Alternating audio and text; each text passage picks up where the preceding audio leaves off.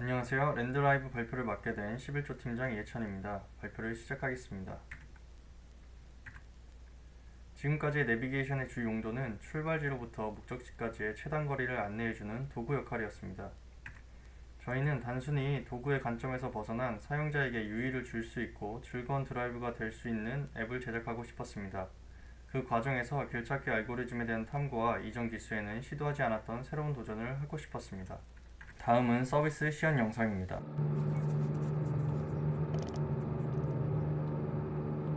안내를 시작합니다.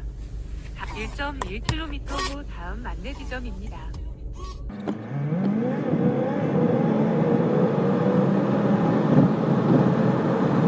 C4X 방면으로 2.0km 후 다음 안내 지점입니다.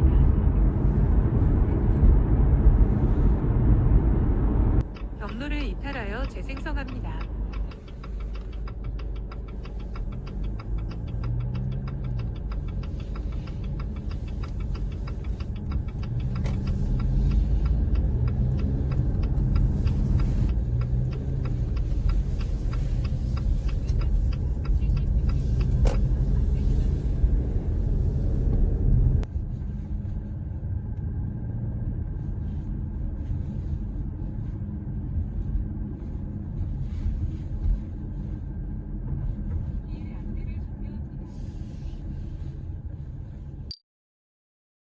도로명으로 주소를 검색합니다. 키워드로 주소를 검색합니다. 현위치를 추가할 수 있습니다. 반경 기반으로 무작위 직선 경로를 생성합니다. 지그재그 경로를 생성합니다. 순환형 경로를 생성합니다. 목적지 기반 무작위 경로를 생성합니다.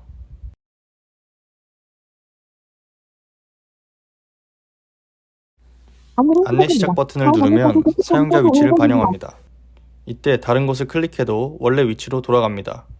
테스트를 하기 위해서 테스트 버튼을 눌렀습니다. 이때 마우스 커서가 적용됩니다. 경로 이탈 시 새로운 경로를 생성합니다.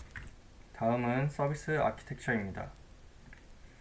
저희는 루트 53을 사용해서 도메인을 관리하고 EC2 GitHub 액션과 연계해서 CI/CD를 구축하였습니다.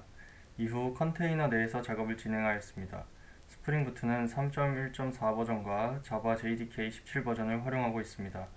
또한 인증과 인가는 스프링 시큐리티와 JWT 토큰을 활용해서 사용하고 있습니다. 길찾기 알고리즘의 기능을 구현하기 위해 다양한 카카오 API와 지오로케이션 API를 활용하였습니다. DB 설명입니다. MySQL의 가장 큰 장점은 무엇보다 익숙했고 초기 설정이 쉬웠던 것에 있습니다. 그러나 저희 프로젝트에서는 업데이트를 거의 사용하지 않으며 MySQL에서는 자동 증가열 시퀀스 전략을 사용하지 못해 다른 DB를 사용해야겠다고 생각이 들었고 추후에 변경할 예정입니다. 다음은 카카오 API와 지오로케이션 API에 대한 설명입니다. 카카오 REST API는 주소를 검색하고 해당 주소에 해당하는 좌표를 가져오는 데 활용하였습니다. 오른쪽 그림처럼 요청의 쿼리의 형식에 알맞은 키워드나 주소 등의 스트링 값을 입력하면 리스트 형태의 응답 값으로 받게 되는데 이때 필요한 것들만 꺼내서 쓰는 방식으로 쓰고 있습니다. 카카오 REST API를 통해 얻은 주소, 좌표 등의 값을 토대로 길찾기 API를 활용합니다. 카카오 API의 대체품으로는 네이버 팀앱 구글이 있었는데 네이버는 일일 요청수 20만의 장점이 있었으나 단점에는 내비게이션 길찾기 등의 API를 외부에 제공하지 않았고 팀앱은 타 어플에 비해 내비게이션 기능은 많았으나 요청 횟수가 적고 비용이 비쌌습니다. 구글은 길찾기 내비게이션 등의 API를 지원했고 무료 버전에는 횟수 제한이 있었습니다. 그래서 가장 알맞은 서비스는 카카오와 구글이었고 국내 서비스에 맞는 카카오라고 생각해서 선택하게 되었습니다. 이 서비스의 기본적인 기능들은 현 위치 가져오기, 주소를 좌표로 전환하기, 특정 좌표 주변 관광지 리스트 가져오기, 길찾기, 다중경유지 길찾기입니다. 현 위치 가져오기는 사용자의 위치, 기기의 상태, 지오로케이션 API 상태에 따라 대부분 다른 값을 가져옵니다. 저희는 같은 값을 가져오냐에 초점을 둔 테스트가 아니라 유효한 형식의 값을 가져오는지 테스트를 하였습니다. 다음은 J미터 측정에 대한 내용입니다. 저희는 DB를 활용하는 경로조회 같은 경우는 만번을 요청해도 오류가 발생하지 않았지만 카카오 API를 호출하는 부분은 초당 요청 한도에 의존하여 많은 요청을 하기에는 제한이 있었습니다.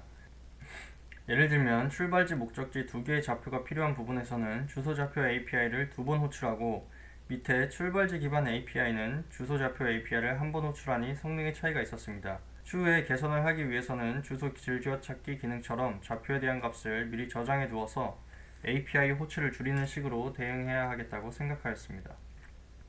다음은 기능 개선입니다. 기존 랜덤 알고리즘 구성은 사용자가 출발지를 입력하면 해당 입력과 일치하는 주소를 찾습니다. 일치하는 주소를 유효한 XY 좌표값으로 바꿉니다. 일치하는 주소의 XY 좌표값 반경 주변으로 원하는 카테고리 장소를 찾을 수 있습니다. 찾은 카테고리 경유지 리스트를 좌표로 설정하여 무작위 경로를 생성합니다. 카테고리 장소를 경유지 리스트로 만들어 무작위로 목적지와 경유지로 설정하여 경로를 생성합니다. 한계점으로는 출발지로부터 제한된 반경을 가지고 의도가 있는 경로 생성이 아닌 말 그대로 완전 무작위 경로 생성이라 이상한 경로가 생성이 될 수 있습니다. 그래서 개선 방향으로는 제한된 범위를 벗어나고 무작위 생성되는 경로 모양의 알고리즘을 저희가 의도한 대로 경로를 생성할 수 있는 알고리즘으로 구현하였습니다. 종류는 총 3가지로 직선형, 지그재그형, 순환형이 있습니다. 제한된 반경을 개선하기 위해서 출발지 기점으로부터 랜덤 각도를 입력해 입력받은 거리만큼의 직선을 그립니다. 직선을 찍은 좌표 주변에 카테고리에 해당되는 장소 좌표를 가져와 목적지로 설정합니다. 출발지, 목적지 거리를 경유지 수만큼 등분하고 구간별 반경에 랜덤 경유지를 등록합니다. 이후 순서대로 생성합니다. 다음은 지그재그형입니다. 출발지 목적지를 잇는 선의 중간을 정사각형 중점으로 설정합니다. 출발지 목적지를 잇는 가상의 삼각형을 만들어 가장 긴 변을 정사각형의 변으로 설정합니다. 이후 경유지의 수만큼 가로 세로를 등분하여 유효한 장소가 있는지 탐색한 뒤 경유지로 등록합니다. 구간별 하나씩 선정된 장소를 경유지 경로로 생성합니다. 다음은 순환형입니다. 0에서 360도 무작위 각도를 구하고 입력받은 거리만큼을 반지름으로 설정하고 중심 좌표로 설정합니다. 이후 각 부채꼴의 호에서 랜덤 좌표를 하나씩 구합니다. 구한 좌표를 기반으로 카테고리 API를 호출하여 경유지 리스트를 등록합니다. 이후 경로를 생성합니다.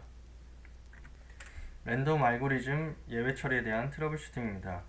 우리나라는 산면이 바다이고 산도 많은 편이라 목적지를 찾지 못할 때가 있습니다. 그럴 경우에는 기존 목적지의 대칭점에서 새로운 목적지를 탐색하고 그래도 찾지 못한다면 X좌표 대칭, Y좌표 대칭 이런 식으로 3번의 간정을 반복하고 그래도 찾지 못하면 예외 처리를 합니다. 다음은 경로 이탈, 경로 재탐색에 대한 트러블 슈팅입니다. 주행 중인 도로 일부분의 두 지점 간의 거리와 현 지점에서 두 지점까지의 거리를 더한 값의 차이로 경로 이탈을 판단하고 있습니다.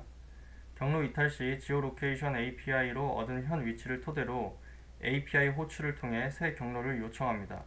이때 특정 좌표에서는 API에서 새 경로를 만들어주지 못하는 문제가 발생합니다. 그 결과 새로운 경로를 생성하지 못하고 무한 루프에 빠지게 됩니다. 특정 좌표가 인식이 되지 않았을 때 인식할 수 있는 유효한 좌표를 생성해 주어서 문제를 해결하려 하였습니다. 그러나 일정과 똑같은 문제가 발생하였습니다. 이 문제는 유효한 좌표가 실제로는 현 위치와 거리 차이가 있어 무한 루프 문제를 발생시켰습니다. 그래서 해결 방안으로는 2가지의 해결책을 생각해 보았습니다. 첫 번째는 경로 이탈 범위를 늘렸고 두 번째는 경로 재탐색 시간을 줄였습니다. 상세 내용입니다. 기존 도로 일부분의 두 지점의 거리는 보통 15m라서 20m로 경로 판정을 하였으나 일부 지점의 길이가 길어 30m로 수정하였습니다.